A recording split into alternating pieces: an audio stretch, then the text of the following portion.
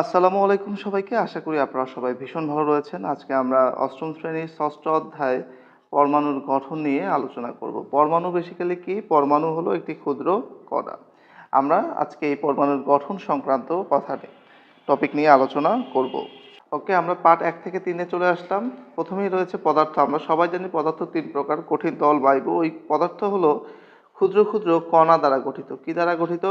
ক্ষুদ্র ক্ষুদ্র কণা দ্বারা গঠিত। এই কণাগুলো বেসিক্যালি দুই রকমের, একটা হলো অণু, একটা হলো পরমাণু। সব থেকে ছোট হলো পরমাণু, আর পরমাণুগুলো যুক্ত হয়ে গঠন করে কাকে? অণুকে। ঠিক আছে, একের অধিক পরমাণু পরস্পরের সাথে যুক্ত হয়ে, কি বলছি বলো, একের অধিক পরমাণু পরস্পরের সাথে যুক্ত হয়ে অণু গঠন করে। তাহলে আমরা পেয়ে গেলাম একের অধিক পরমাণু পরস্পরের সাথে যুক্ত হয়ে অণু গঠন করে। এবং এই হলো পরমাণুর বেসিক কথাবার্তা। সো গ্রিক দার্শনিক ডেমোক্রিটাস খ্রিস্টপূর্ব 400 অব্দে সর্বপ্রথম পদার্থের ক্ষুদ্রতম কণা নিয়ে একটা মতবাদ পোষণ করেন। তার মতবাদটা কি ছিল? যে সকল পদার্থই ক্ষুদ্র ক্ষুদ্র অবিভাজ্য, অবিভাজ্য মানে যাকে আর ভাঙা যায় না, এরকম অবিভাজ্য কণা দ্বারা গঠিত। তিনি এই ক্ষুদ্র কণার নাম দেন পরমাণু, যাকে অ্যাটম বলা হয় ইংলিশে। অ্যাটম এই কথাটি নিয়েছিলেন গ্রিক শব্দ অ্যাটোমাস থেকে, যার অর্থ হলো অবিভাজ্য। তার মানে এই যে পদার্থ যে ক্ষুদ্র কণা দিয়ে গঠিত, সেই ক্ষুদ্র কণাগুলোর নাম দিয়েছিল ওই নাকি অ্যাটম। কি নাম দিছিল? অ্যাটম, যেটা আসছে কই থেকে? অ্যাটোমস থেকে। হ্যাঁ, অ্যাটোমস। অ্যাটোমস শব্দের অর্থ হলো অবিভাজ্য। এরপর সেই সময় আরো দুজন বিজ্ঞানী ছিল, একটার নাম হলো প্লুটো, আরেকটার নাম হলো এরিস্টটল। এবং তারা তার সাথে ঝগড়া করলো, অর্থাৎ দ্বিমত পোষণ করলো। তারা কি রকম দ্বিমত পোষণ করলো? এই কি বলছে, অর্থাৎ আমাদের ডেমোক্রিটাস বলছিল যে পদার্থ কি? ক্ষুদ্রতম কণা দ্বারা গঠিত, যেটা হলো অবিভাজ্য, মানে যেটাকে আর ভাঙা সম্ভব না। কিন্তু আমাদের এরিস্টটল বলেছে যে পদার্থসমূহ নিরবিচ্ছিন্ন এবং একে যতই ভাঙা হোক না কেন পদার্থের কণাসমূহ ক্ষুদ্র থেকে ক্ষুদ্রতর হতে থাকবে। তার মানে দুইজন, তাহলে একজন বলল যে ক্ষুদ্রতর হতেই থাকবে, মানে ভাঙা যাবে। হ্যাঁ, একজন কি বলছে? যে ভাঙা যাবে, আর অপরজন বলল যে ভাঙা যাবে না। সো যে বলছে ভাঙা যাবে, তার অপোজিট পাশ নিচে হলো কি? ভাঙা যাবে এবং যাবে না। আশা করি এতটুকু আমাদের কাছে ক্লিয়ার। এখন সেই 1803 সালের কথা, একজন বিজ্ঞানী যার নাম হলো জন ডাল্টন। এই জন ডাল্টন বেসিক্যালি আমাদের ডেমোক্রিটাস যে মতবাদটা দিয়েছিল যে পদার্থ অবিভাজ্য, যেটাকে আর ভাঙা যাবে না, সেই রকমই একটা মতবাদ দিয়েছিল। সো ডাল্টন পরীক্ষালব্ধ বিভিন্ন তথ্যের উপর ভিত্তি করে তিনি বলেন পরমাণু হলো মৌলিক পদার্থ, এই পরমাণুসমূহ মৌলিক পদার্থের ক্ষুদ্রতম কণা, একে আর ভাঙা যায় না। এটা কার মতবাদ ছিল? ডাল্টনের মতবাদ ছিল। ভাঙা যায় না মানে কি? এটা অবিভাজ্য, তাই না? এটা কি? অবিভাজ্য। কে বলছে এটা? এটা বলছে হলো জন ডাল্টন। কার পক্ষে গেল মতামতটা? ডেমোক্রিটাসের পক্ষে গেল। সো মৌলিক পদার্থ কি? মৌলিক পদার্থ হলো যে পদার্থকে ভাঙলে ওই পদার্থ ছাড়া অন্য কোনো পদার্থ পাওয়া যায় না, তাকেই বেসিক্যালি বলা হয় কি? মৌলিক পদার্থ। এখন এরিস্টটলের মতবাদটি পরিত্যক্ত হয়। পরিত্যক্ত হয় মানে তার ওই মতবাদটা মানুষ বাদ দিয়ে দেয়। তার মতবাদ নিয়ে মানুষ কি করে? বাতিল করে এই জন ডাল্টনের যে মতবাদ, সেটাকে মানুষ কি করে? গ্রহণ করে। আসলে পরমাণু কিন্তু অবিভাজ্য নয়। তাহলে পরমাণু কি? আবার ক্ষুদ্রতম কণিকাও নয়। পরমাণু হলো বিভাজ্য। বিভাজ্য মানে যেটাকে ভাঙা যাবে। এরকে ভাঙলে কি কি পাবো আমি? ইলেকট্রন, প্রোটন এবং নিউট্রন দ্বারা বেসিক্যালি গঠিত। তাহলে আমার পরমাণু কি কি দিয়ে গঠিত? ইলেকট্রন, প্রোটন এবং নিউট্রন দ্বারা আমার পরমাণু গঠিত। সো ডাল্টনের এই মতবাদের যে সমস্যা বা সীমাবদ্ধতা, সেটা দূর করার জন্য আরও অনেক বিজ্ঞানী অনেক মতবাদ কি করেছে? প্রকাশ করেছে। সেগুলোকে বেসিক্যালি পরমাণু মডেল বলা হয়। তার মধ্যে রাদারফোর্ড এবং বোর নামের দুই বিজ্ঞানীর কি হয়েছে? মডেল গ্রহণযোগ্যতা পেয়েছে। কাদের কাদের মডেল গ্রহণযোগ্যতা পেয়েছে? একটা হলো বিজ্ঞানী রাদারফোর্ড, একটা হলো বিজ্ঞানী বোর। এদের যে পরমাণু মডেল, সেটা গ্রহণযোগ্যতা পেয়েছে। এখন বিজ্ঞানী রাদারফোর্ড ও তার সহকর্মীরা পরীক্ষা করেন, যা পরমাণুর গঠন সম্পর্কে ভালো ধারণা দেয়। পরীক্ষালব্ধ ফলাফল থেকে রাদারফোর্ড বলেন, এই যে কথা এখান থেকে ইম্পর্টেন্ট, এগুলো মুখস্থ রাখতে হবে। পরমাণুতে ধনাত্মক আধান ও ভর একটি ক্ষুদ্র জায়গায় আবদ্ধ। এই ক্ষুদ্র জায়গাটি বা জায়গাটি পরমাণুর কেন্দ্রে অবস্থিত এবং এই কেন্দ্রের নাম দেওয়া হয় নিউক্লিয়াস। এই কেন্দ্রের নাম কি দেওয়া হয়? এই জায়গাটি পরমাণুর কোথায় অবস্থিত? কেন্দ্রে অবস্থিত। তিনি এই কেন্দ্রের নাম দেন নিউক্লিয়াস। কেন্দ্রের নাম কি দিয়েছে? নিউক্লিয়াস। এবং তিনি আরও ব্যাখ্যা দেন যে পরমাণুর বেশিরভাগ জায়গা হলো ফাঁকা, আর ঋণাত্মক আধানযুক্ত কণার তেমন কোনো ভর নেই। তারা নিউক্লিয়াসকে কেন্দ্র করে বাহিরে নির্দিষ্ট কক্ষপথে ঘুরছে। রাদারফোর্ড মডেল সৌরজগতের মতো। সৌরজগতের মতো কেন? যেমন সূর্যকে কেন্দ্র করে আমাদের গ্রহগুলো ঘুরতেছে, ঠিক একইভাবে রাদারফোর্ড পরমাণুর মডেল অনুসারে নিউক্লিয়াসকে কেন্দ্র করে কি করে? ইলেকট্রনগুলো ঘুরতেছে। কিন্তু রাদারফোর্ডের নির্দিষ্ট কোনো কক্ষপথের কথা বলেনি, তিনি জাস্ট বলছে যে ঘুরতেছে। কিন্তু বোর পরবর্তীকালে কি ঋণাত্মক আধানযুক্ত কিছু কণা নির্দিষ্ট কক্ষপথে ঘুরে সেটা সে কি করে? যুক্ত করে। যে এই ঋণাত্মক আধানযুক্ত কণার নাম হলো ইলেকট্রন। ঋণাত্মক আধানযুক্ত কণার নাম কি? ইলেকট্রন। এটা কি করে? নির্দিষ্ট কক্ষপথে ঘুরে। এই কথাটা কে বলছে?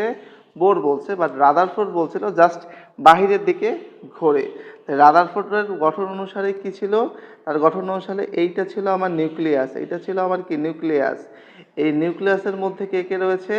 এই নিউক্লিয়াসের মধ্যে রয়েছে আমার প্রোটন এবং নিউট্রন। পি ফর প্রোটন আর এন ফর নিউট্রন। এবং এই যে নির্দিষ্ট বাহিরের দিকে, হ্যাঁ, আমার নির্দিষ্ট কক্ষপথে কি করছে? ইলেকট্রন বলেছে। এই যে একটা ইলেকট্রন, ইলেকট্রন কি হয়েছে? এটা হলো ইলেকট্রনের কক্ষপথ। দেখো তো এই পরমাণুর অধিকাংশ জায়গা ফাঁকা না?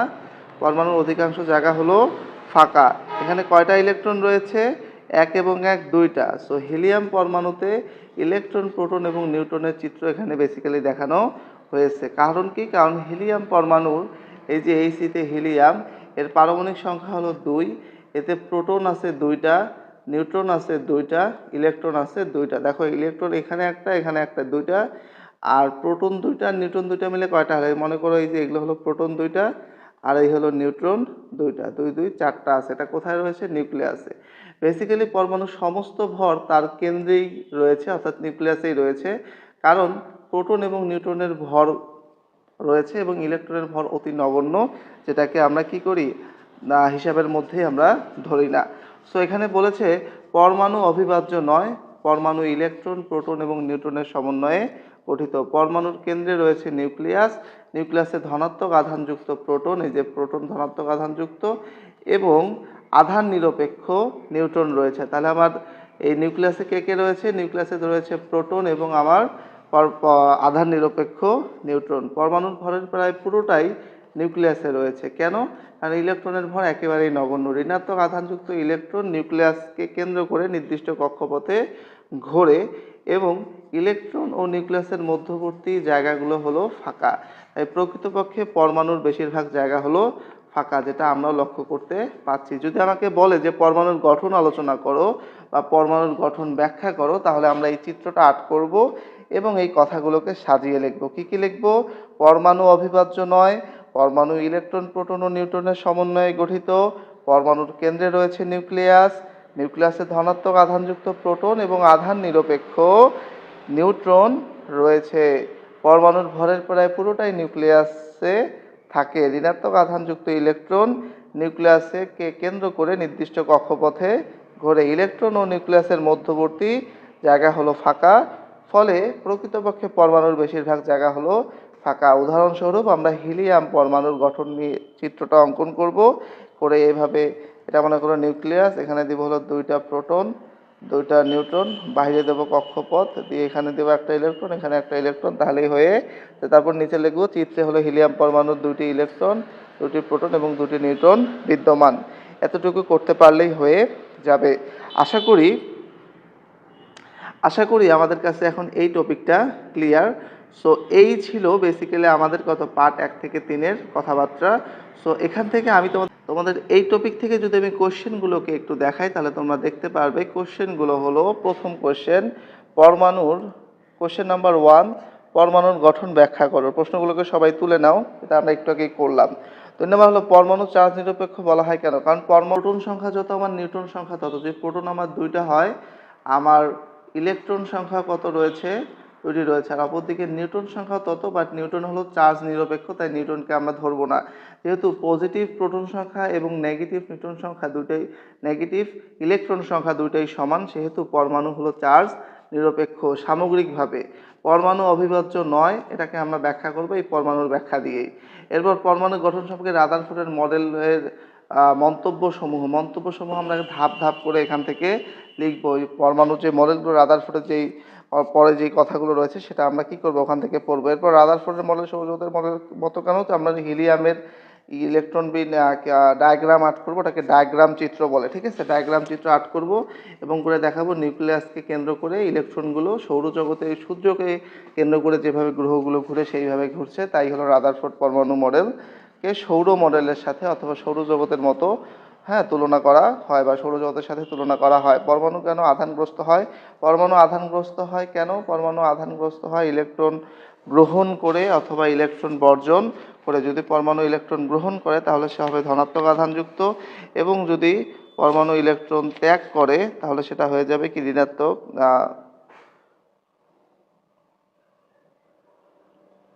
যদি পরমাণু ইলেকট্রন গ্রহণ করে তাহলে সেটা হবে ঋণাত্মক আধানযুক্ত, এবং যদি পরমাণু ইলেকট্রন ত্যাগ করে তাহলে সেটা হয়ে যাবে ধনাত্মক আধানযুক্ত। বেসিক্যালি এরা যৌগ গঠনের জন্য, কি বলছি বলো, যৌগ গঠনের জন্য পরমাণুসমূহ আধান বা ইলেকট্রন এক্সচেঞ্জ করে বা ইলেকট্রন লেনদেন করে, যার ফলে পরমাণু কি হয়, আধানগ্রস্ত হয় বা তড়িতাহিত হয়। আধানগ্রস্ত হওয়া যে কথা, তড়িতাহিত হওয়া একই কথা। চিত্রসহ হিলিয়াম পরমাণুর গঠন ব্যাখ্যা করো। এটা আশা করি আমরা এখন সক্ষম হব। 1 থেকে 20 পর্যন্ত পারমাণবিক সংখ্যা বিশিষ্ট পরমাণু সমূহকে ছক আকারে উপস্থাপন করে। এটা বেসিক্যালি আমাদের বইয়ের টপিক, আমি তোমাদের একটু দেখিয়ে দেই। মনে করো এই হলো এই যে তোমাদের বইয়ের 61 পৃষ্ঠায় এটা রয়েছে, এই ছকটা। সেই মৌলগুলো আমাকে মুখস্থ রাখতে হবে। এটা হলো মৌলের বাংলা নাম, এটা হলো মৌলের প্রতীক, আমি লিখে দিয়েছি হাইড্রোজেন এইচ, হিলিয়াম এইচি, লিথিয়াম এলআই, এইভাবে সবগুলোর প্রতীক দেওয়া আছে, এবং পারমাণবিক সংখ্যা, এই তিনটা তোমরা মুখস্থ করে ছক আকারে লিখবা যাতে পরবর্তী ক্লাসগুলো বুঝতে সুবিধা হয় সেজন্য। সো এখানে আর্গন পর্যন্ত দেওয়া আছে 18, এরপরে হবে 19 নম্বরে হলো পটাশিয়াম কে, আর 20 নম্বরে হবে হলো ক্যালসিয়াম সিএ। এই 20টা মৌল তোমরা ভালো করে মুখস্থ করবে যাতে করে আমরা পরবর্তী ক্লাসগুলো মজার সাথে কমপ্লিট করতে আসি পারমাণবিক সংখ্যায়। আবার এই সূত্রটা একটু মাথায় রাখবেন, হলো গিয়ে প্রোটন সংখ্যা সমান সমান হলো পরিচয় দানকারী সংখ্যা। সূত্রটা হলো এরকম, পারমাণবিক সংখ্যা, পারমাণবিক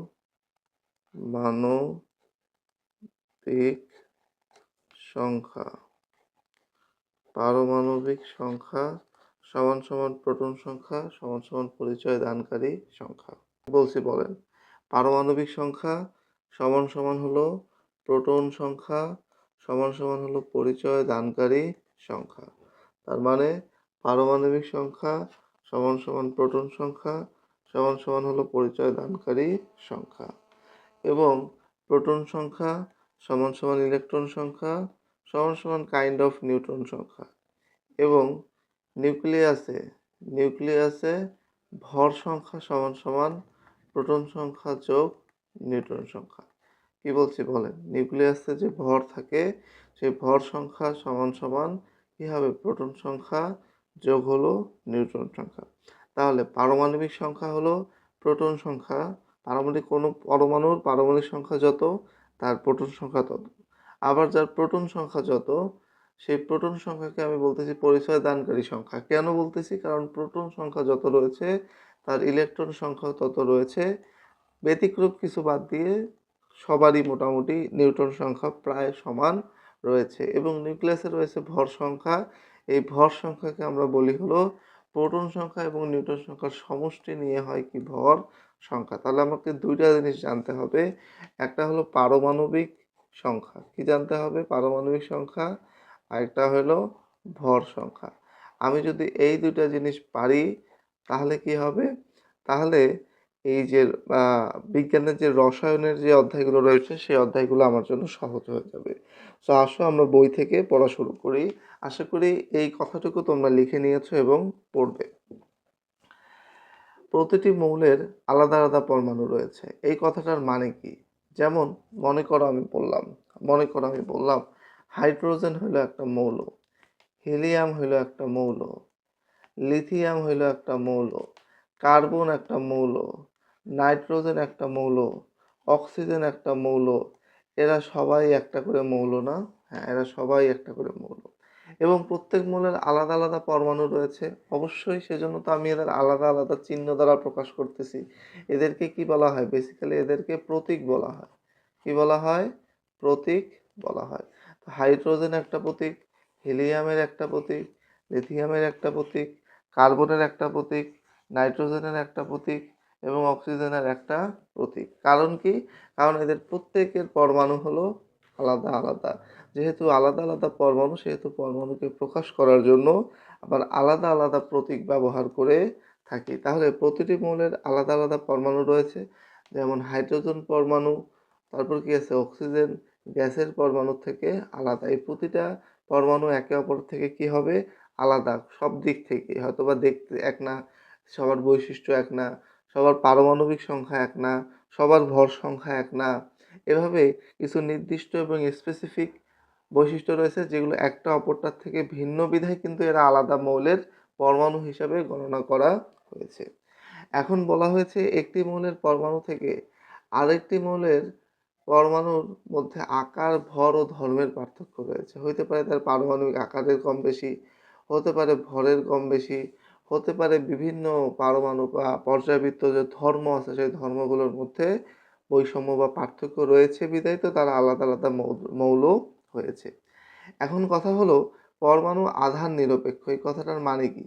কথাটার মানে আমরা এর আগের ক্লাসেও জেনেছি, পরমাণুতে যতগুলো প্রোটন থাকে ঠিক ততগুলো ইলেকট্রনও থাকে। প্রোটন হলো পজিটিভ আর ইলেকট্রন হলো নেগেটিভ। তার মানে যত টাকা সে আয় করে তত টাকা সে ব্যয়ও করে। তাহলে তার কাছে কখনো টাকা জমবে? কখনোই জমবে না। সে হয়ে যাবে মানে একদম সবসময় জিরো কন্ডিশনে থাকবে বা জিরো অর্থনৈতিক অবস্থায় থাকবে। ঠিক একইভাবে পরমাণু হলো এরকম আধান নিরপেক্ষ। আধান মানে কি? চার্জ। আধানের বাংলা কি? চার্জ। চার্জ নিরপেক্ষ। তাই পরমাণুতে ইলেকট্রন ও প্রোটন সংখ্যা সমান থাকে। তবে মৌলের পরমাণুর বৈশিষ্ট্যকে বোঝানোর জন্য প্রোটন সংখ্যাকে ব্যবহার করা হয়। কাকে বোঝানোর জন্য? মৌলের পরমাণুর বৈশিষ্ট্যকে বোঝানোর জন্য। এই পরমাণুর বৈশিষ্ট্যই হলো বেসিক্যালি কি? পারমাণবিক সংখ্যা কাজ করবে, প্রোটন সংখ্যাটা। সো এখানে কি বলছে? এখন আসো, এখানে আমাকে বলছে কোনো মৌলের একটি পরমাণু থেকে প্রোটন সংখ্যাকে পারমাণবিক সংখ্যা বলা হয়। তাহলে প্রোটন সংখ্যাকে কি বলা হবে?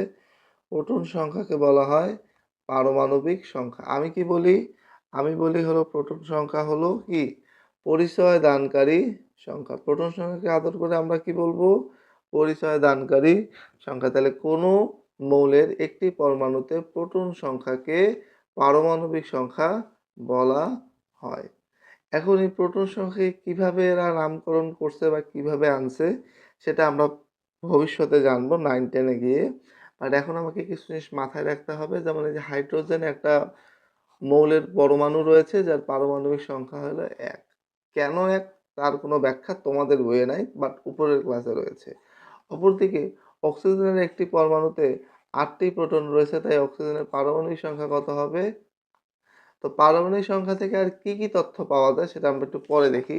ঠিক একইভাবে কার কার পারমাণবিক সংখ্যা কত? এতে ছক রয়েছে, ছকটা আমাকে মুখস্থ করতে হবে।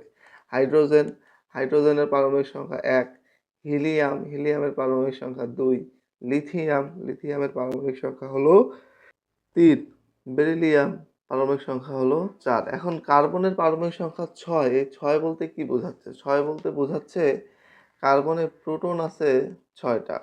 এই প্রোটন 6টা থেকে ইলেকট্রনও আছে 6টা, কাইন্ড অফ নিউট্রনও আছে 6টা। এইটা হলো এই পারমাণবিক সংখ্যা থেকে আমরা প্রোটন সংখ্যা, ইলেকট্রন সংখ্যা এবং কাইন্ড অফ নিউট্রন সংখ্যা পেয়ে যাব। তবে নিউট্রন সংখ্যা একুরেট পাওয়ার জন্য আমাকে ভর সংখ্যাও জানতে হবে। সো আশা করি যে তোমরা এই ছকটা মুখস্থ করে ফেলবে, বিশেষ করে এই পারমাণবিক ছক সংখ্যার এই অংশটা। এখন এইখানে বলছে আমাকে যে আমি পারমাণবিক সংখ্যা থেকে এমন কোন কোন ডাটাগুলো পেতে পারি। তো কার্বনের পারমাণবিক সংখ্যা যেহেতু 6, তাহলে কার্বনের একটি পরমাণুতে কয়টি? একটি পরমাণুতে 6টি প্রোটন আছে। একটি পরমাণুতে যেহেতু প্রোটন সংখ্যা আর ইলেকট্রন সংখ্যা সমান থাকে, তাই কার্বনের একটি পরমাণুতে 6টি ইলেকট্রনও থাকা উচিত। ওকে, কিন্তু এই যে আমাদের নিউটন সংখ্যা আমি একটু আগে সাটাম বলে দিলাম, আবার বলছি কিছু ব্যতিক্রম আছে। নিউটন সংখ্যা জানতে হলে আমাকে পারমাণবিক সংখ্যা তো জানতে হবে হবে, তার সাথে ভর সংখ্যা জানতে হবে। তাহলে আমার এই নিউট্রন সংখ্যা জানার জন্য কি কি জানতে হবে? নিউট্রন সংখ্যা জানার জন্য আমাকে দুইটা জিনিস জানতে হবে। নাম্বার ওয়ান হলো ভর সংখ্যা, ওকে, আর নাম্বার টু হলো কি পারমাণবিক সংখ্যা, পারমাণবিক সংখ্যা। কেন আমাকে জানতে হবে বলো তো? কারণ একটা সূত্র আছে, সূত্রটা হলো এই যে দেখো, ভর সংখ্যা সমান সমান প্রোটন সংখ্যা যোগ হলো নিউট্রন সংখ্যা। তো ভর সংখ্যা যদি আমি এ দিয়ে প্রকাশ করি, এ সমান সমান কি হবে? P plus N. তো এখান থেকে আমি সূত্র কি লিখতে পারি? এ সমান সমান পি প্লাস এন। তা পিটা এখানে প্লাস না, পিটা এদিকে আসলে কি হয়ে যাবে? মাইনাস। তাহলে আমি লিখতে পারি এ মাইনাস পি সমান সমান এন। তাহলে আমি গোছায় লিখতে পারি এন সমান সমান কি হবে? এ মাইনাস পি। তাহলে এন এর মান কি হবে? এন সমান সমান হলো গিয়া এ মাইনাস পি। তাহলে এ মাইনাস পি যদি এন হয়, গোছায় লিখলে আমি কি লিখতে পারি? এন সমান সমান এ মাইনাস পি। তার মানে আমার নিউটন সংখ্যা হলো ভর সংখ্যা বিয়োগ প্রোটন সংখ্যা অথবা পারমাণবিক সংখ্যা। কি বলতে পারি? নিউটন সংখ্যা সমান সমান ভর সংখ্যা বিয়োগ পারমাণবিক সংখ্যা। এটাকে লিখে নাও তোমরা একটু কষ্ট করে। সেটা হলো সংখ্যা সমান সমান ভর সংখ্যা মাইনাস মাইনাস কি হবে? পারমাণবিক সংখ্যা, পারমাণবিক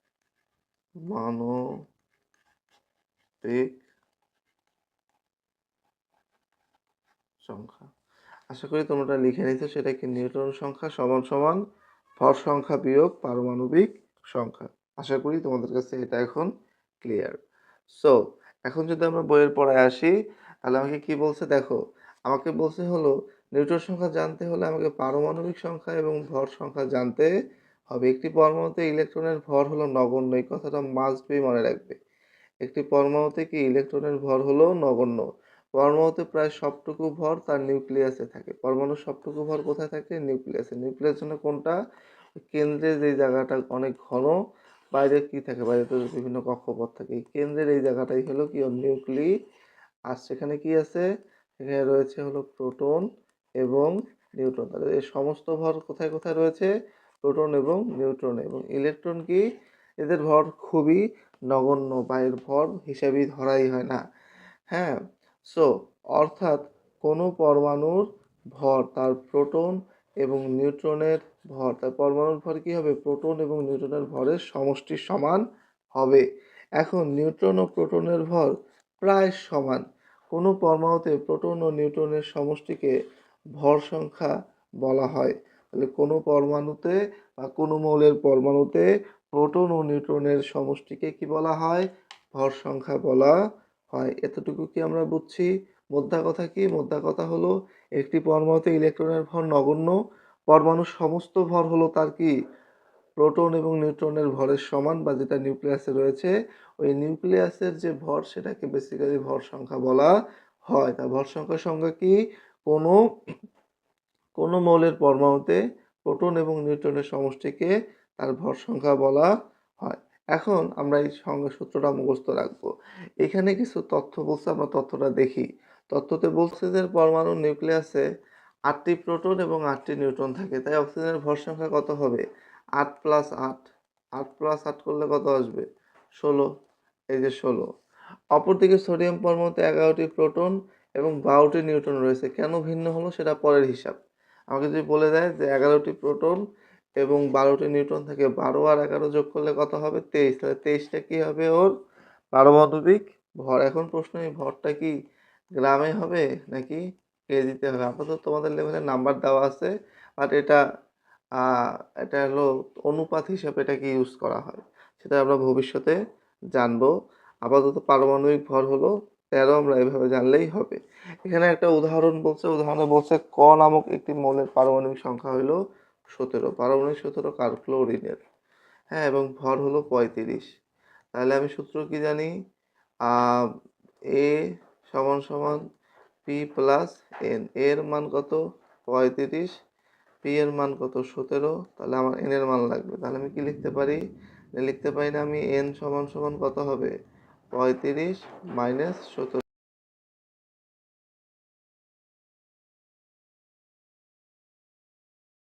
ইলেকট্রন কিভাবে বিন্যস্ত থাকে। সো এখানে একটা কোয়েশ্চেন রয়েছে, আগে আমরা কোয়েশ্চেনটা পড়ি। বলছে, কোয়েশ্চেনটা কি বলছে একটু আমরা পড়ার চেষ্টা করি। দেখো বলছে পরমাণুতে ইলেকট্রন নিউক্লিয়াসকে কেন্দ্র করে ঘুরে, তাই না? আমরা সবাই কি জানি, পরমাণুর কেন্দ্রে থাকে হলো নিউক্লিয়াস, এবং নিউক্লিয়াসকে কেন্দ্র করে কে ঘুরে, বিভিন্ন কক্ষপথে ইলেকট্রন ঘুরে, তাই না? এটা আমরা আগের ক্লাসে জেনেছি। এবং তাদের সুনির্দিষ্ট কক্ষপথ রয়েছে। কি রয়েছে, সুনির্দিষ্ট কক্ষপথ। এবং এটা প্রথম কক্ষপথ, দ্বিতীয় কক্ষপথ, এভাবে রয়েছে তৃতীয় কক্ষপথ। এখন প্রশ্ন হলো এই কক্ষপথে কয়টি ইলেকট্রন থাকে। তার মানে প্রথম প্রশ্ন হলো আসলে যে প্রথম কক্ষপথ, এই কক্ষপথে কয়টি ইলেকট্রন থাকে, 1টি, 2টি, 10টি, 12টি, 20টি, 200টি, কতটি? আবার দ্বিতীয় কক্ষপথে কয়টি ইলেকট্রন থাকে, এইভাবে তৃতীয় কক্ষপথে কয়টি ইলেকট্রন থাকবে, এইভাবে চতুর্থ কক্ষপথে কয়টি ইলেকট্রন থাকবে। আশা করি তোমরা কোয়েশ্চেনটা বুঝতে সক্ষম হয়েছো। সো এর ব্যাখ্যাটা হলো এরকম, প্রথম কক্ষপথে সর্বোচ্চ 2টি, দ্বিতীয় কক্ষপথে সর্বোচ্চ 8টি, এবং তৃতীয় কক্ষপথে সর্বোচ্চ 18টি ইলেকট্রন থাকতে পারে। তো তোমরা এটা একটু মুখস্থ করে নেবা। কি বলছি বলো, প্রথম কক্ষপথে সর্বোচ্চ 2টি, তৃতীয় কক্ষপথে সর্বোচ্চ 8টি, এবং তৃতীয় কক্ষপথে সর্বোচ্চ 18টি ইলেকট্রন থাকতে পারে। এই কক্ষপথগুলোকে শক্তি স্তর বলা হয়। কক্ষপথগুলোকে কি বলা হয়, শক্তি স্তর বলা হয়। এতটুকু আমাকে ভালোভাবে জানতে হবে। কি বলছি বলো, প্রথম কক্ষপথে সর্বোচ্চ 2টি ইলেকট্রন, তার মানে এই যে আমার যেই ছবিটা আমি অ্যাড করছি, আচ্ছা আমি একটু তোমাদের বোঝার জন্য এটা আমি আরেকবার অ্যাড করি ভালো করে।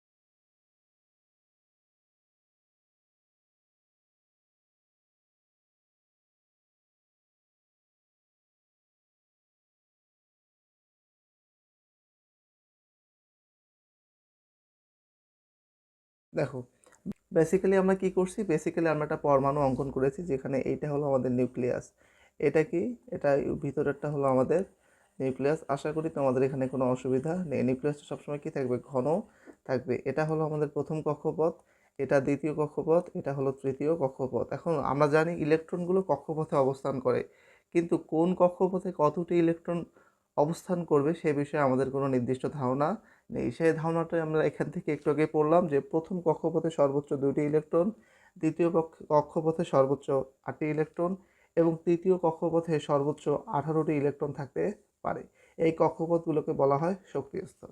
তাহলে এখন আসো আমরা একটা জিনিস দেখি, সেটা হলো, মনে করো দেখো এটা হলো আমাদের কি প্রথম কক্ষপথ, যেটাকে আমি তুলে আনলাম, আর এটা হলো আমাদের দ্বিতীয় কক্ষপথ।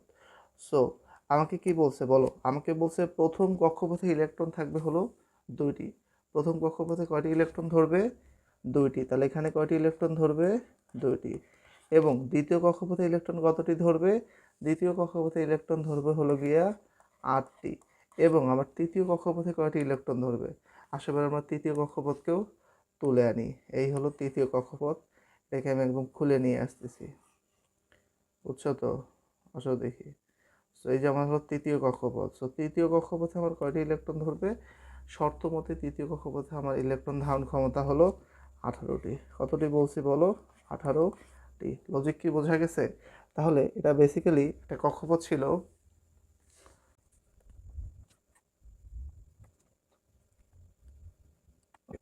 সো এখন একটা জিনিস খেয়াল করো, এটা হলো প্রথম কক্ষপথ, দ্বিতীয় কক্ষপথ, তৃতীয় কক্ষপথ।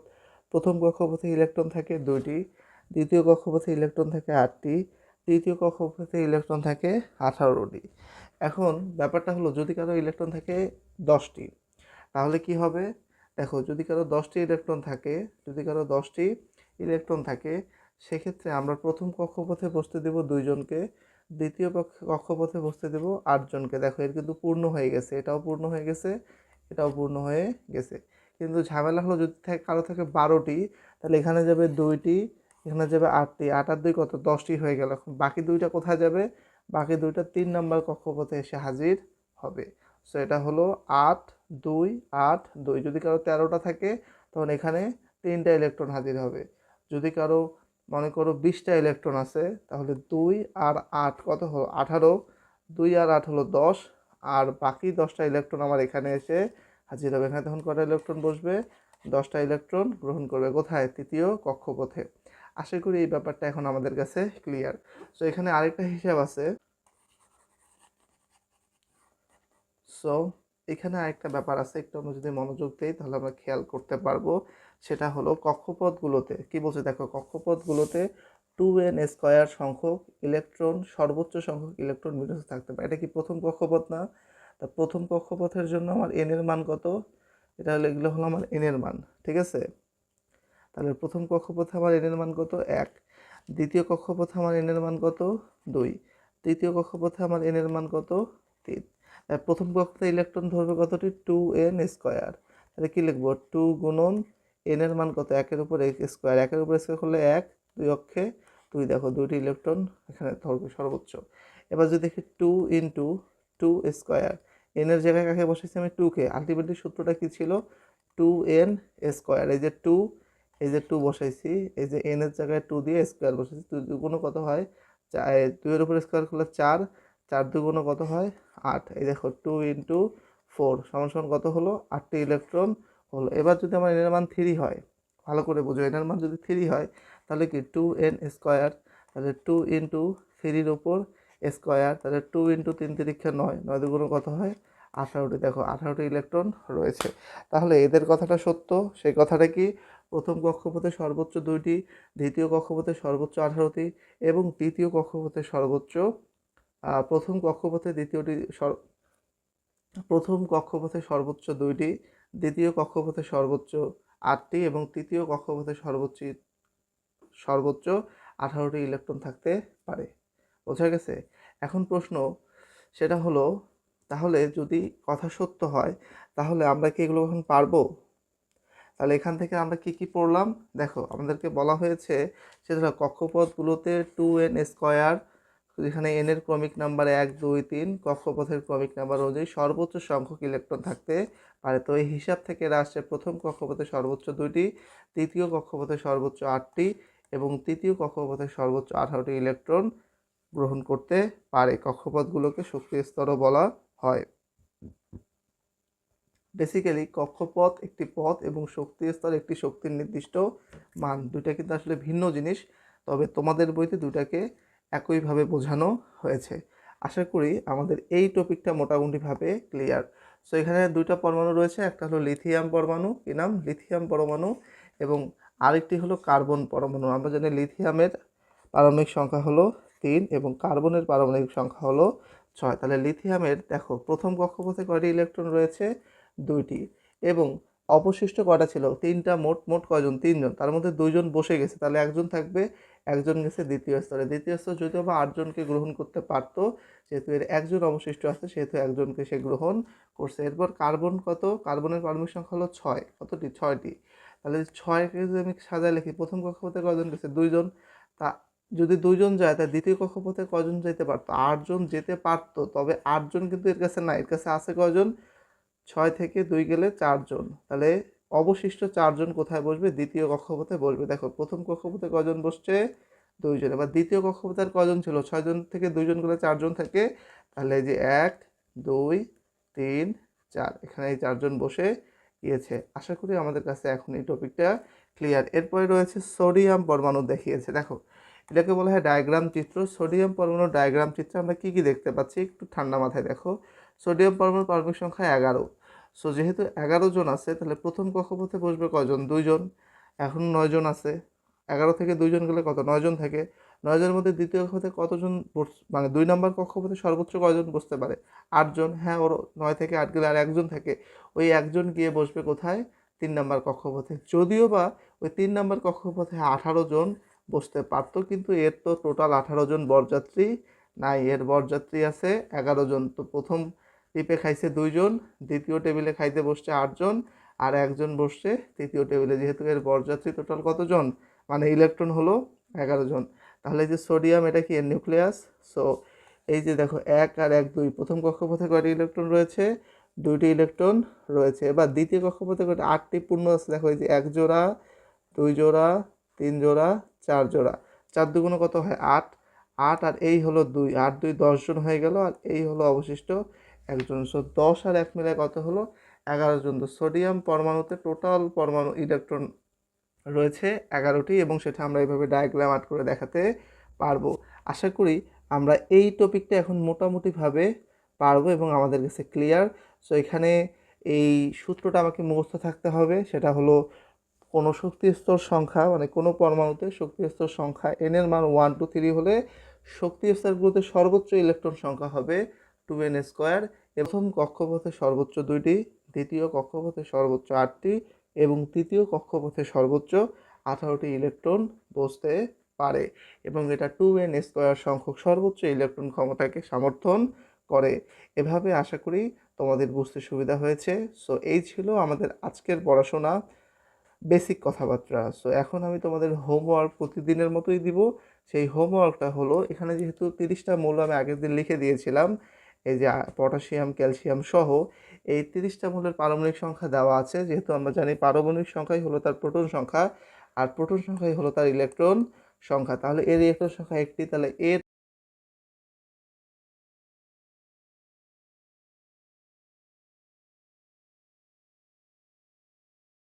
একটু বোঝার চেষ্টা করো কি কি বলতেছি আমি।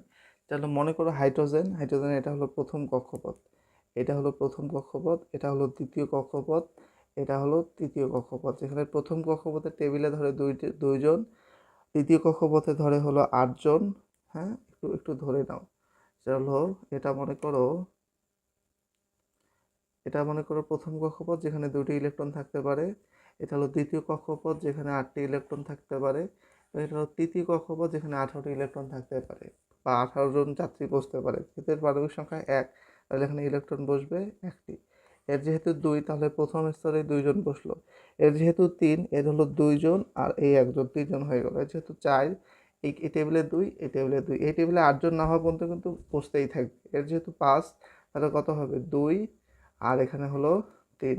এই যেহেতু 6জন, তাহলে 2জন গেল প্রথম শক্তি স্তরে, আর দ্বিতীয় শক্তি স্তরে যাবে 4জন। এর প্রথম শক্তি স্তরে 2জন, পরের শক্তি স্তরে 5জন।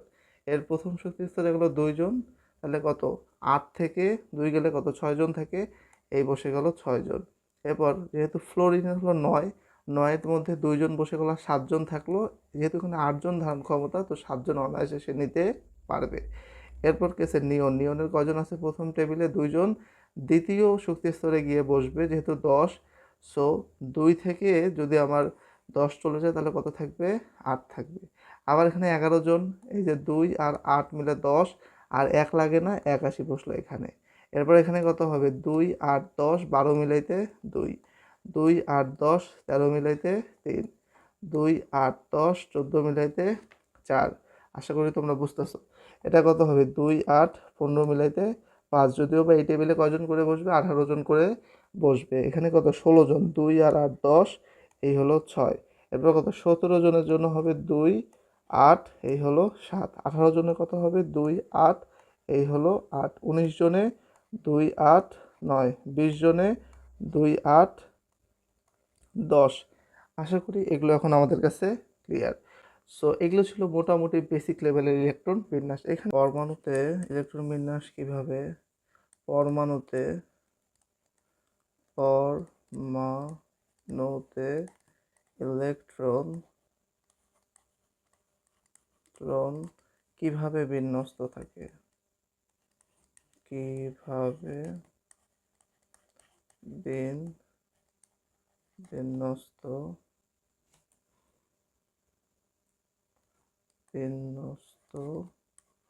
থাকে।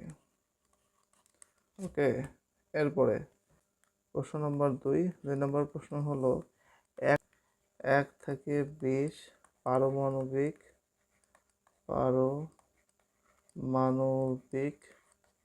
সংখ্যা বিশিষ্ট মৌলের মৌলের ইলেকট্রন বিন্যাস ইলেকট্রন বিন্যাস ডায়াগ্রাম অঙ্কন করে দেখাও। অঙ্কন করে দেখাও।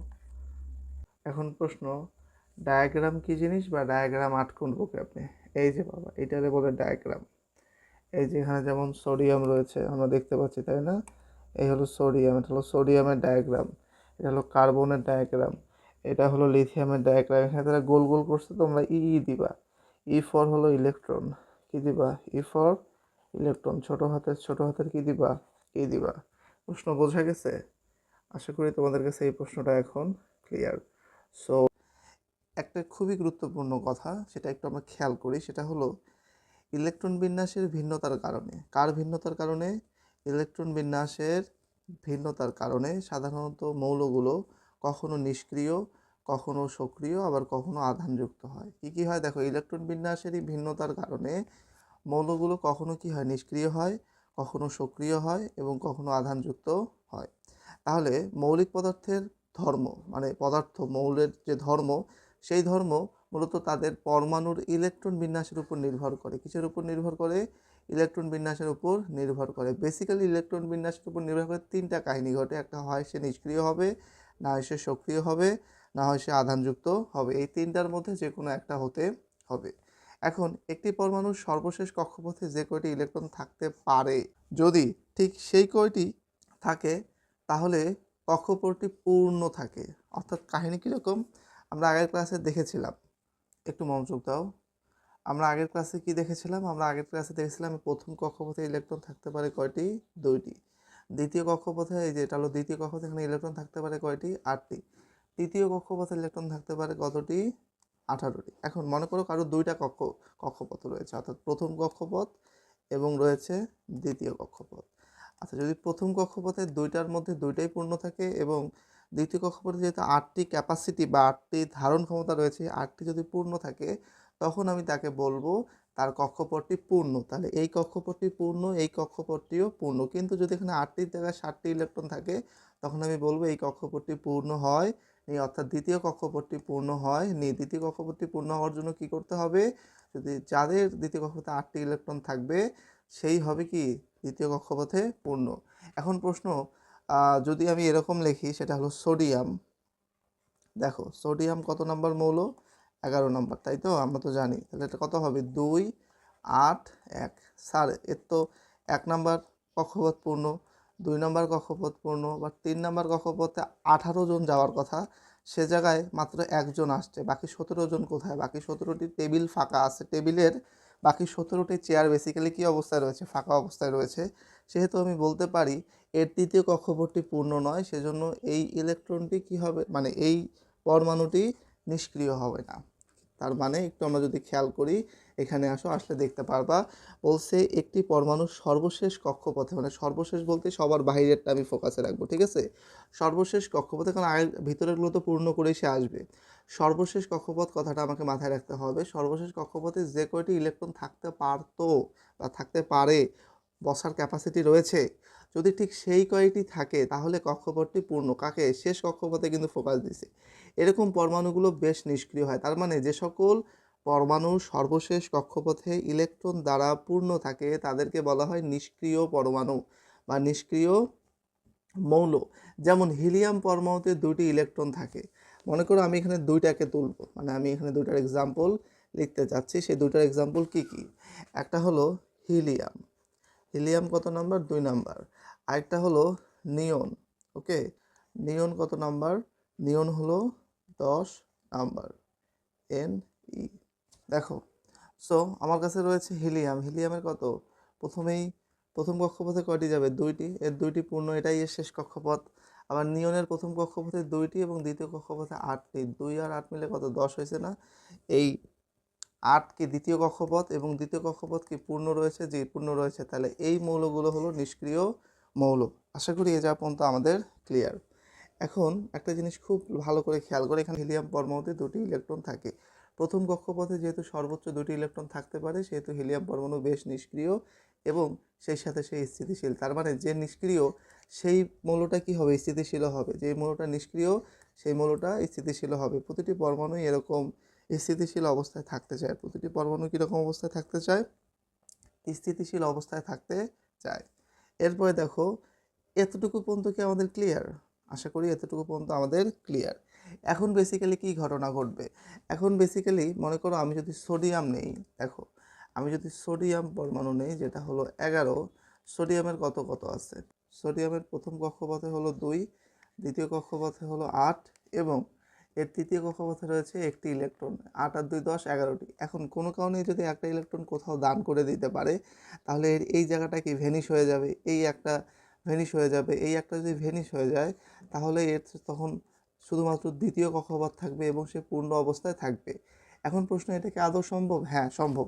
যদি সোডিয়াম পরমাণুকে আমি ভাঙি এবং ভেঙে যদি আমি একটি ইলেকট্রন বের করে আনি, তাহলে বেসিক্যালি সোডিয়ামের একটা আয়ন পড়ে থাকবে। একে বলা হয় ক্যাটায়ন। কি বলা হয়?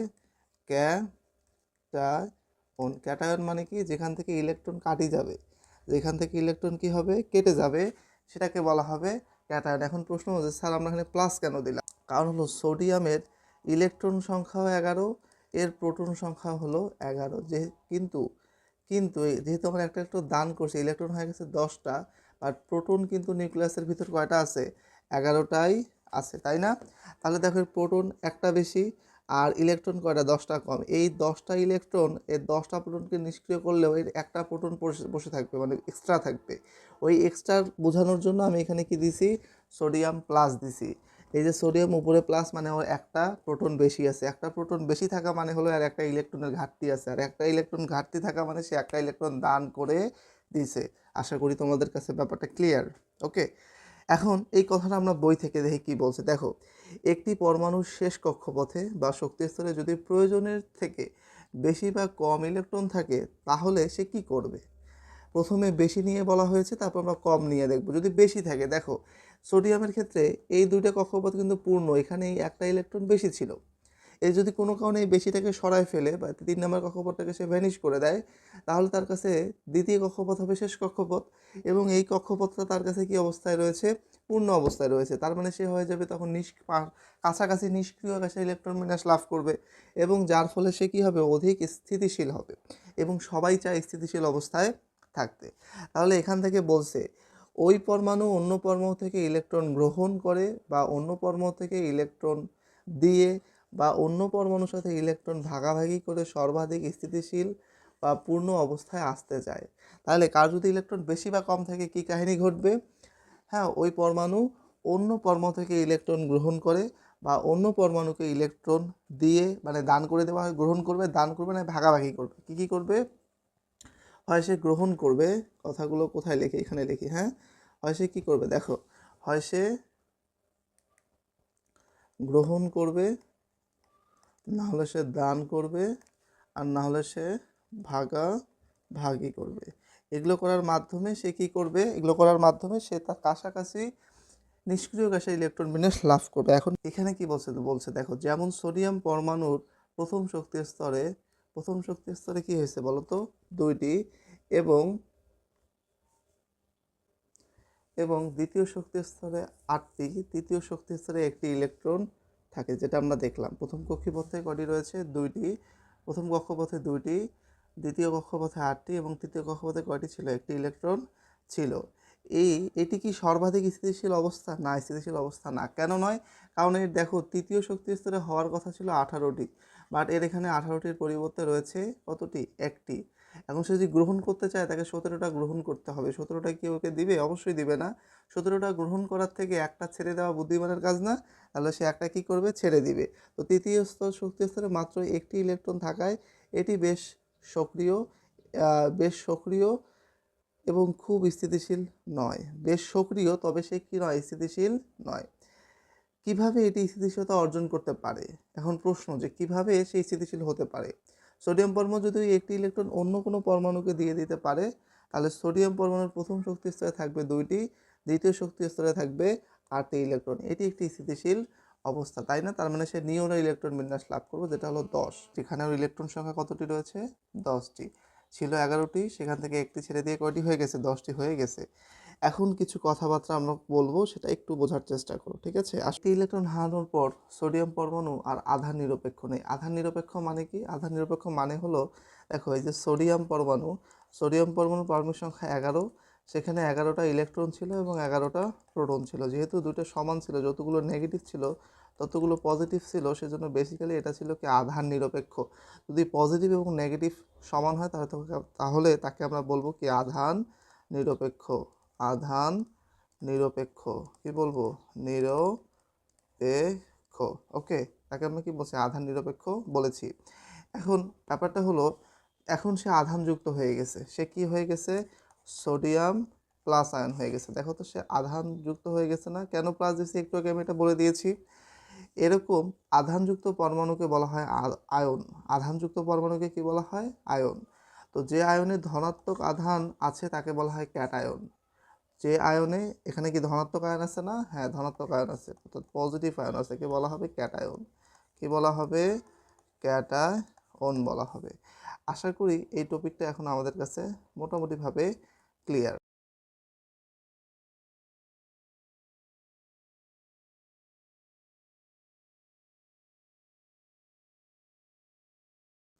ওকে, আশা করি এই ব্যাপারটা এখন আমাদের কাছে ক্লিয়ার। সোডিয়াম পরমাণুতে কয়টি পারমাণবিক সংখ্যা কত? 11। এখন এ তো ইলেকট্রন ত্যাগ করছে, তাই না? করে কি ধনাত্মক আয়নে পরিণত হয়েছে। এই ধনাত্মক আয়নকে আমরা কি বলি? ধনাত্মক আয়নকে আমরা বলি হলো ক্যাটায়ন। এখন আরেকটা এক্সাম্পল দেখা যাক, সেই এক্সাম্পলটা হলো ফ্লোরিনের। কার? ফ্লোরিন। দেখো, ফ্লোরিনের ক্ষেত্রে আমি কি বলতে পারি, তাকাও একটু। এই হলো ফ্লোরিন, এফ ফর ফ্লোরিন। ফ্লোরিনের পারমাণবিক সংখ্যা হলো 9। এখন একে যদি আমি ইলেকট্রন বিন্যাস করি, তাহলে প্রথমে যাবে 2টা, তারপরে যাবে 7টা। দেখো, প্রথম কক্ষপথে তো 2টি রয়েছে পূর্ণবার, দ্বিতীয় কক্ষপথে কয়টি রয়েছে? 7টি। বলো তো, এর পক্ষে 7টি ছেড়ে দেওয়া সহজ নাকি একটি গ্রহণ করা সহজ? কি 7টি ছেড়ে দেওয়া সহজ না একটি গ্রহণ করা সহজ? অবশ্যই একটি গ্রহণ করা সহজ। গ্রহণ করলে সে কি হয়ে যাবে? এখানে 8টি হয়ে যাবে। আর যদি 7টি ছেড়ে দেয়, তাহলে কক্ষপথ কত?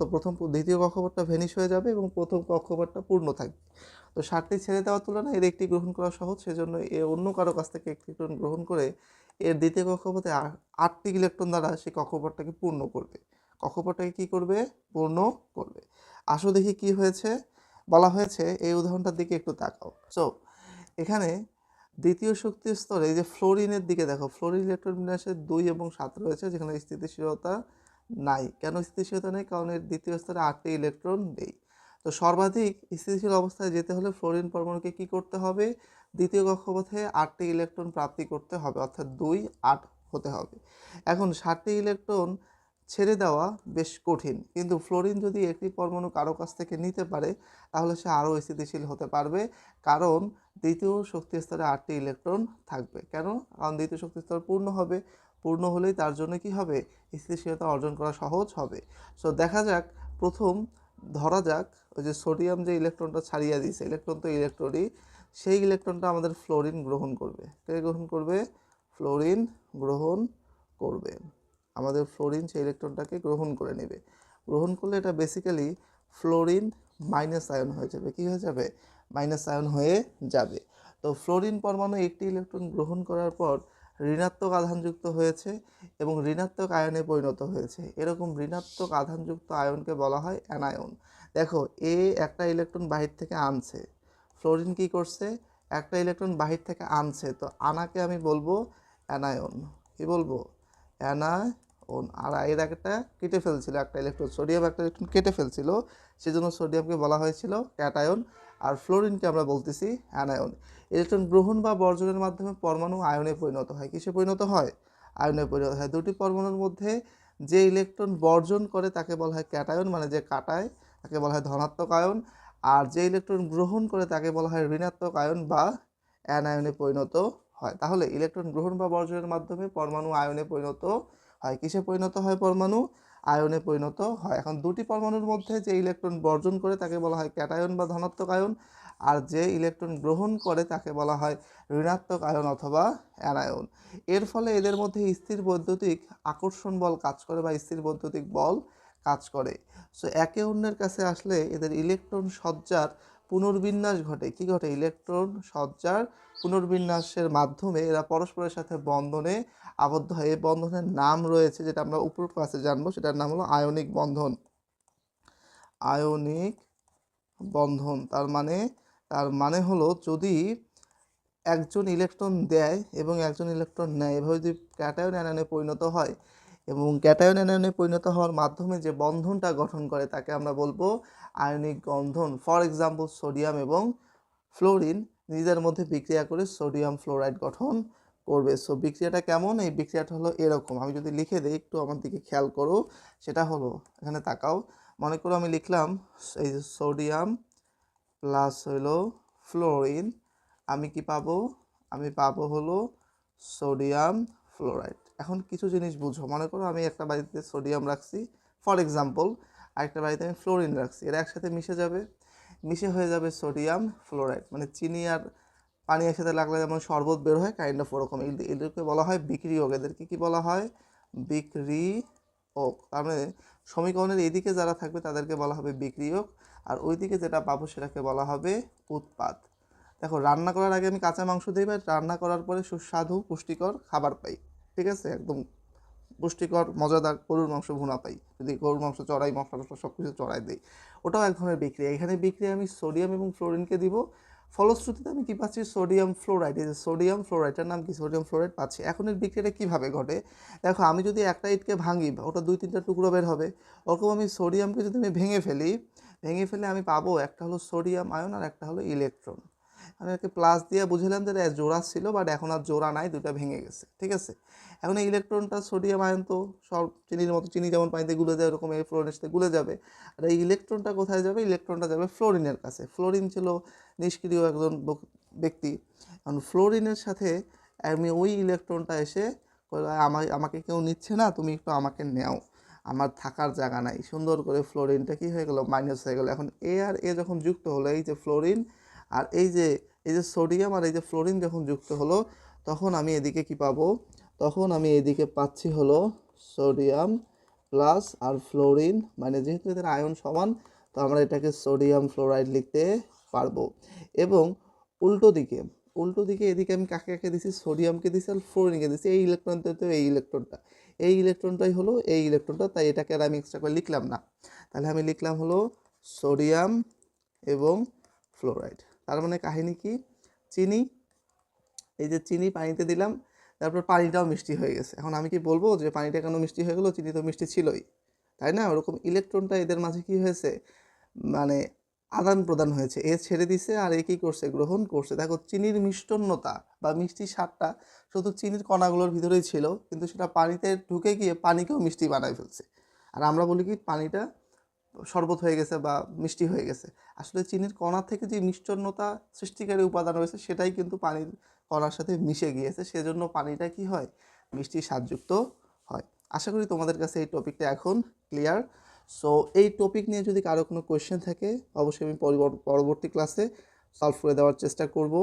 আর এখানে অধ্যায় শেষে যা শিখলাম সেখানে কি কি রয়েছে একটু আমি যদি দেখি, এখানে এগুলো আমরা আশা করি পারি। পরমাণু অবিভাজ্য নয়, ইলেকট্রন প্রোটন নিউট্রন সমন্বয়ে গঠিত। পরমাণুর কেন্দ্রে রয়েছে নিউক্লিয়াসে রয়েছে ধনাত্মক আধান বিশিষ্ট প্রোটন এবং আধান নিরপেক্ষ হলো নিউট্রন, এবং পরমাণুর ভরের প্রায় সমস্ত ভরে নিউক্লিয়াসে রয়েছে। এগুলো আমরা সবাই পারি।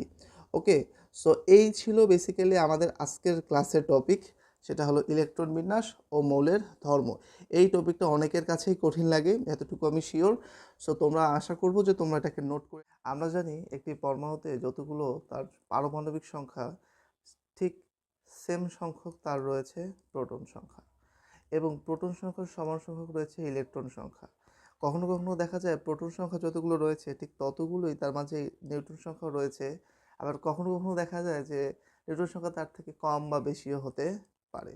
সো বেসিক্যালি আমরা জানি প্রোটন আর নিউট্রন এই দুটো মিলে নিউক্লিয়াস গঠন করে। কি গঠন করে? নিউক্লিয়াস। আর এখানে ইলেকট্রনের ভরকে নগণ্য ধরা হয়। তো সমস্ত ভর থাকে নিউক্লিয়াসের মধ্যে কেন্দ্রীভূত। নিউক্লিয়াসের মধ্যে কি থাকে? সমস্ত ভর থাকে। সো এটা আমাকে মাথায় রাখতে হবে। এটা ছিল আগের ক্লাসের বেসিক কথাবার্তা। সো এখন আমরা আসলাম আইসোটোপ। সো আইসোটোপ বেসিক্যালি কাকে বলে? দেখো, কোনো মৌলের ভিন্ন ধরনের পরমাণু যাদের প্রোটন বা পারমাণবিক সংখ্যা সমান কিন্তু ভর সংখ্যা ভিন্ন তাদেরকে ওই মৌলের আইসোটোপ বলে। তার মানে দেখা গেল তিনটাই আমি হাইড্রোজেন পরমাণু নিলাম, তিনটাই আমি কি নিলাম? হাইড্রোজেন পরমাণু নিলাম, কিন্তু এদের সবার পারমাণবিক সংখ্যা হলো এক। পারমাণবিক সংখ্যা কত করে? এক করে। যেহেতু পারমাণবিক সংখ্যা এক, তাহলে প্রোটন আছে একটা করে, প্রোটন আছে একটা করে, প্রোটন আছে একটা করে। কিন্তু কিন্তু আমি যদি বলি যে এর ভর সংখ্যা হলো, এর নিউটন আছে একটি, বাট আরেকজনের নিউটন আছে হলো দুইটি, আরেকজনের নিউটন আছে তিনটি, সেক্ষেত্রে কি হবে? সেক্ষেত্রে আমরা বলতে পারি যে এদের প্রোটন সংখ্যা সমান কিন্তু ভর সংখ্যা ভিন্ন। প্রোটন সংখ্যা সমান কিন্তু ভর সংখ্যা ভিন্ন। প্রোটন সংখ্যা সমান কিন্তু ভর সংখ্যা ভিন্ন, তাই না? অবশ্যই। এখন একটা জিনিস খেয়াল করো, বলা হয়েছে একটি মৌলের প্রতিটি পরমাণুতে নির্দিষ্ট সংখ্যক প্রোটন এবং ইলেকট্রন থাকে, কিন্তু কিন্তু একটি মৌলের সকল পরমাণুর ভর এক নাও হতে পারে। ভর কেন চেঞ্জ হবে? যেহেতু প্রোটন সংখ্যা, ভরে তো দুইটা জিনিস থাকে, একটা হলো প্রোটন, একটা হলো নিউট্রন। এখন প্রোটন যদি ঠিক থাকে, মানে প্রোটনের যদি কোনো পরিবর্তন না হয়, তাহলে কে পরিবর্তন হতে পারে? নিউট্রন। তো ভর এক নাও হতে পারে, কারণ একটি মৌলের ভিন্ন পরমাণুতে বিভিন্ন সংখ্যায় নিউট্রন থাকতে পারে। এই কথাটা ইম্পর্টেন্ট। বিভিন্ন সংখ্যায় কি থাকতে পারে? নিউট্রন থাকতে পারে। বিভিন্ন সংখ্যায় নিউট্রন থাকতে পারে। এটা আমাকে কি করতে হবে? মাথায় রাখতে হবে। এখন একটা ব্যাপার খেয়াল করো, সেটা হলো হাইড্রোজেনের সকল পরমাণুতে একটি করে প্রোটন ও একটি করে ইলেকট্রন থাকে। এখানে একটা প্রোটন, একটা ইলেকট্রন, একটা প্রোটন, একটা ইলেকট্রন, একটা প্রোটন, একটা ইলেকট্রন, বাট এখানে কোনো নিউট্রন নাই, তার মানে জিরো নিউট্রন। এখানে নিউট্রন কয়টা? একটা। এখানে নিউট্রন কয়টা? দুইটা। ওকে, তো হাইড্রোজেনের পরমাণুতে কোনো নিউট্রন নেই, সেটা হলো ক চিত্র, যার ভর সংখ্যা হলো এই যে এক। এখানে এক আর এক মিলে ভর সংখ্যা হলো দুই। এখানে দুই আর এক মিলে ভর সংখ্যা হলো তিন। আবার খ নম্বর চিত্রে আমি দেখতেছি হাইড্রোজেনের কিছু পরমাণুতে একটি করে নিউট্রন থাকে, এদের ভর সংখ্যা হলো এক। এদের নামগুলো মাথায় রাখতে হবে।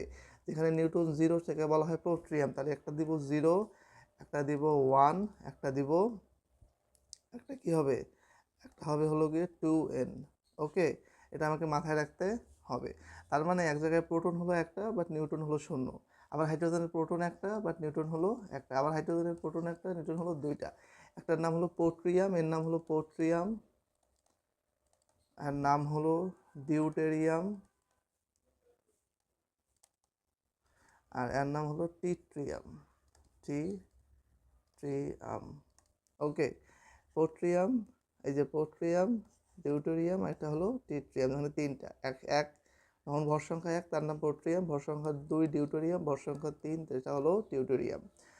সো টেট্রিয়াম। তো এখন ব্যাপারটা কি, অন্যভাবে আমরা কি বলতেছি? আমরা বলতেছি কোনো মৌলের ভিন্ন ধরনের পরমাণু, কোনো মৌলের, মৌল কিন্তু সেম, মৌল চেঞ্জ না, সবগুলোই হাইড্রোজেনের আলাদা আলাদা ভেরিয়েন্ট। যেমন আইফোনেরই আছে আইফোন 11, আইফোন 12, আইফোন 13, আইফোন 14, 15, 16, 17, দুদিন পর 18 প্রো ম্যাক্স বের হবে। বোঝা গেছে? আলাদা আলাদা ভেরিয়েন্ট আছে না আইফোনের? ঠিক একইভাবে আমার এখানে কি রয়েছে? ঠিক একইভাবে আমার এখানে রয়েছে হলো গিয়ে হাইড্রোজেনের পরমাণুর ভেরিয়েন্ট। একটা হলো পোট্রিয়াম, একটা হলো ডিউটেরিয়াম, একটা হলো টেট্রিয়াম। শুধু যেমন মনে করো আইফোন 15, 16 আর 17, এর র্যাম হলো 128, এর র্যাম হলো, র্যাম অথবা রম মনে করো 256, আর এর র্যাম হলো 512। সো দেখো তো এখানে র্যাম রমের আলাদা আলাদা ক্রাইটেরিয়া চেঞ্জ হচ্ছে, বিধায় তো মডেলগুলো চেঞ্জ হয়েছে, একটু একটু করে আপডেট হয়েছে প্রতিবার। ঠিক একইভাবে এখানে পোট্রিয়ামের হলো এক ভর সংখ্যা, ডিউটেরিয়ামের দুই, টেট্রিয়ামের হলো তিন। আমরা এভাবে মনে রাখতে পারি। আশা করি এই জায়গা পর্যন্ত কারো তেমন কোনো সমস্যা নেই। সো কার্বনের বেশিরভাগ পরমাণুতে 6টি প্রোটন ও 6টি নিউট্রন রয়েছে, তবে কিছু কিছু কার্বনের 7টি বা 8টি নিউট্রনও থাকতে পারে। সো কার্বনের প্রধানত 3টি আইসোটোপ রয়েছে, তাহলে হাইড্রোজেনের আইসোটোপ হলো 3টি। সে নামগুলো মাথায় রাখবেন, সেটা পোট্রিয়াম, ডিউটেরিয়াম এবং টিট্রিয়াম। আর অপরদিকে কার্বনের আইসোটোপও হলো 3টি। এটা আমরা ভালো করে মুখস্থ রাখবো।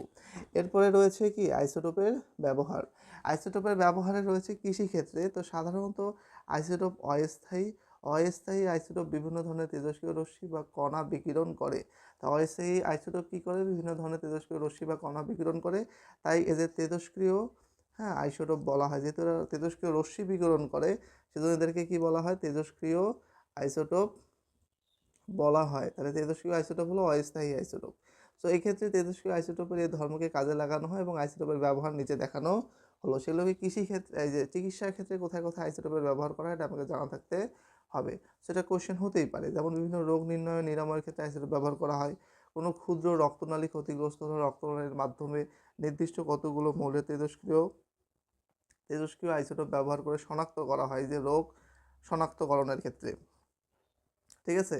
একইভাবে ক্যান্সার রোগে আক্রান্ত রোগীর ক্যান্সার কোষ আক্রান্ত, হ্যাঁ, কোন কোষ, মানে ক্যান্সার কোষের শনাক্ত বা ক্যান্সার কোষ, কোন কোষটা ক্যান্সারে আক্রান্ত সেই কোষটাকে খুঁজে বের করতে কী করা হয়, আইসোটোপ ব্যবহার করা হয়।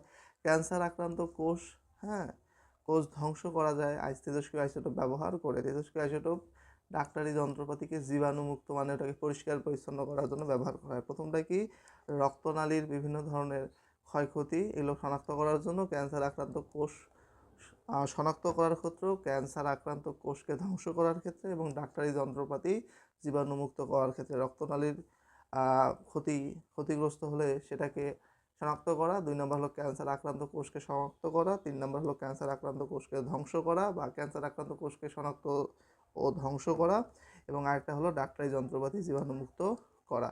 আশা করি এগুলো আমরা পয়েন্ট আকারে কমপ্লিট করে ফেলতে পারব। এরপরে রয়েছে কৃষিক্ষেত্রে। কৃষিক্ষেত্রে পতঙ্গ নিয়ন্ত্রণে আইসোটোপের তেজস্ক্রিয় রশ্মি ব্যবহার করা হয়। কখনো কখনো সার কী পরিমাণ ব্যবহার করতে হবে তা জানতে তেজস্ক্রিয় আইসোটোপ ব্যবহার করা হয়। এছাড়াও খাদ্যদ্রব্য সংরক্ষণে ব্যাকটেরিয়া সহ অনেক জীবাণু তেজস্ক্রিয় রশ্মিতে কী হয়, মারা যায়। তাই তেজস্ক্রিয় রশ্মি ব্যবহার করে খাদ্যদ্রব্য ফলমূলকে কী করা হয়, জীবাণুমুক্ত করে সংরক্ষণ করা হয়। এখানে এটা ইম্পর্টেন্ট, এমসিকিউতে আসার মতো। ভূতাত্ত্বিকগণ বৈজ্ঞানিক গবেষণার জন্য এটাকে ব্যবহার করেন। তাহলে কোনো ফসিল, মানে অনেক পুরনো যে জিনিসপত্র তাকে বলা হয় ফসিল। পুরনো যেই ধ্বংসপ্রাপ্ত যে জিনিসগুলো পাওয়া যায়, হ্যাঁ, তাকে বলা হয় ফসিল। কোনো ফসিল স্থায়ী এবং অস্থায়ী আইসোটোপের অনুপাত থেকে বোঝা যায় ফসিলটির, হ্যাঁ, কত বছরের পুরানো। এখানে মনে হয় কার্বন 12 আইসোটোপ ব্যবহার করা হয়। এটা আমাকে মাথায় রাখতে হবে। তোমরা অনেকে শুনে থাকবে যে কোনো দেশে কোটি বছর পুরনো ফসিল, মানে কোটি বছরের পুরনো জিনিসপাতিকে ফসিল বলা হয়, সেটা পাওয়া যায়। তো এই ফসিল বা ওই পুরনো জিনিসটা কত বছরের পুরনো সেটা বের করা হয় তেজস্ক্রিয় আইসোটোপের মাধ্যমে। এটি জানা যায় আইসোটোপের ক্ষয় থেকে। কিসের মাধ্যমে, আইসোটোপের ক্ষয়ের মাধ্যমে। তো এখানে কার্বন 12 ইউজ করা হয়। সো এই ছিল বেসিক্যালি আইসোটোপের ব্যবহার। তো এখান থেকে প্রশ্ন কি, এক আইসোটোপ বলতে কি বোঝো? প্রশ্নগুলো আমি বলে দিচ্ছি, একটু লিখে নাও। এক নাম্বার হলো আইসোটোপ বলতে কি বোঝো? আইসোটোপ বলতে কি বোঝো, ব্যাখ্যা করো। কোশ্চেন নাম্বার 2, চিকিৎসা ক্ষেত্রে আইসোটোপের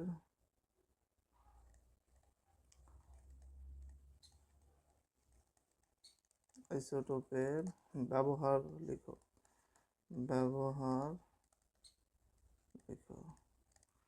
এরপর সিম্পল প্রশ্ন হতে পারে, বিভিন্ন ক্ষেত্রে আইসোটোপের ব্যবহার লিখো। বিভিন্ন ক্ষেত্রে আইসোটোপের ব্যবহার লিখো। তো হাইড্রোজেনের 3টি আইসোটোপের নাম ও বর্ণনা দাও। হাইড্রোজেনের 3টি আইসোটোপের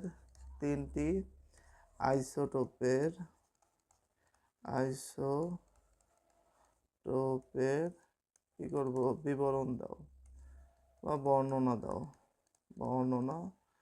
সেগুলোকে এই ডায়াগ্রামটা আর্ট করবা, আর্ট করে এই কথাগুলো লিখবা। তারপর লিখবা হাইড্রোজেন পোট্রিয়াম, পরমাণুতে কোনো নিউট্রন নেই, তারপর সংখ্যা 1, এভাবে এই কথাগুলো লিখতে হবে। হাইড্রোজেনের, হ্যাঁ, ডিউটেরিয়াম যে পরমাণু বা যে আইসোটোপ, সেই আইসোটোপে কি নিউট্রন সংখ্যা 1টি, তাই এর ভর সংখ্যা হলো 2। আর অপরদিকে হাইড্রোজেনের টিউটেরিয়াম নামক আইসোটোপে রয়েছে এই 2টি নিউট্রন, তাই এর পারমাণবিক সংখ্যা হলো 3। এইভাবে আমরা দেখায় দিব। আশা করি ক্লিয়ার। সো এই ছিল বেসিক্যালি আমাদের আজকের ক্লাস। দেখা হচ্ছে নেক্সট ক্লাসে অন্য কোনো টপিক নিয়ে। সে পর্যন্ত সুস্থ থাকবে, সুন্দর থাকবে। আল্লাহ হাফিজ।